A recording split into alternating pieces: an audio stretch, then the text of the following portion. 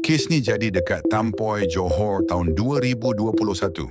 Orang awam jumpa satu beg kanvas besar tepi jalan mula-mula, ingat sampah buang merata.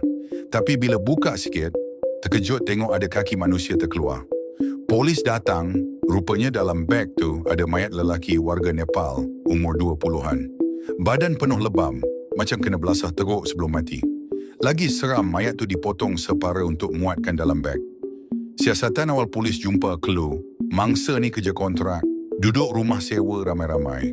Rumah tu jadi lokasi penting, ada kesan darah, kain lap dan bau kuat macam cuba bersihkan tempat kejadian. Lepas siasat kawan serumah, barulah pecah cerita mangsa dipercayai bergaduh pasal duit bil dan pinjam barang. Gaduh kecil jadi gaduh besar, jadi tragedi. Suspek pula cuba lari naik bas ke KL, tapi polis cek CCTV terminal terus dapat cam muka dia. Kes ni jadi tular sebab cara buang mayat tu memang kejam dan terancang, macam dalam movie.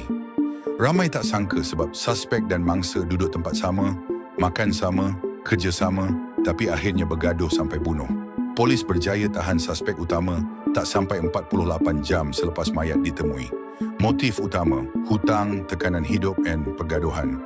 Nak layan kisah True Crime Malaysia yang seram dan ngeri setiap minggu? Jemput, follow